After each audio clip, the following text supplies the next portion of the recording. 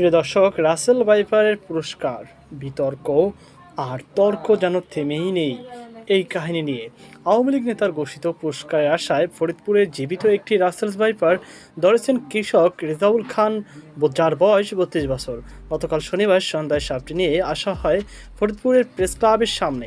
ফরিদপুর প্রতিটি Russell viper চন্দ্রবোরা মারার বিপরীত গত বৃহস্পতিবার ৫০,০০০ করে টাকা পুরস্কার দেওয়ার ঘোষণা দেয় জেলা আওয়ামী লীগের সাধারণ সম্পাদক শাহ মোহাম্মদ ইশতিয়াক আরিফ। জেলা আওয়ামী লীগের কার্যালয়ে দলের প্রতিষ্ঠাবার্ষিকী উপলক্ষে আয়োজিত জেলা কার্যনির্বাহী কমিটির প্রস্তুতি সভায় এই ঘোষণা দেন তিনি। রেজাউল খান সাংবাদিকদের জানান, গতকাল বিকেলে আলিয়াবাদ ইউনিয়ন সাইনবোর্ড এলাকার ফসলি জমিতে চাষ করার সময় রাসেলস ভাইপারটি দেখতে পান। পরে স্থানীয় লোকজনদের সহায়তায় সেটিকে অ্যালুমিনিয়াম পাতিলে ভরে প্লাস্টিকের নেটের আবরণ দিয়ে পাতিলের মুখ বন্ধ করে দেন।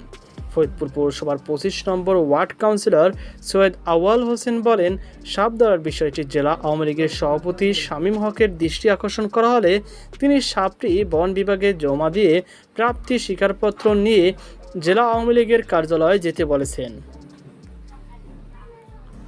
তবে আজ রোববার দুপুরে ওই সাপ জমা দিয়ে প্রাপ্তি স্বীকারপত্র নেওয়ার জন্য বন বিভাগে দেওয়া হলে বন বিভাগ পত্র দিতে অপারগতা প্রকাশ করে। কৃষক রেজাউল খান ফরিদপুরের সদরের আলিয়াবাদ ইউনিয়নের সাইনবোর্ড এলাকার বাসিন্দা মনিরুদ্দিন খানের ছেলে। ফরিদপুর বিভাগীয় বন কর্মকর্তা গোলাম কুদ্দুস বইয়া বলেন, সরীসৃপ জাতীয় প্রাণী ধরার কোনো বিধান নেই, ধরাটাই অপরাধ, কারো জালে আটকে গেলে সে অন্য কথা। তিনি আরও বলেন, আমি প্রাপ্তি স্বীকারপত্র দিতে পারি না। সকাল থেকে দুপুর পর্যন্ত অন্তত ৩ জন পুরস্কারের আশায় বন বিভাগে ১ হাত লম্বা দৈর্ঘ্যের বাচ্চা রাসেলস ভাইপার জমা দেওয়ার চেষ্টা করেছেন।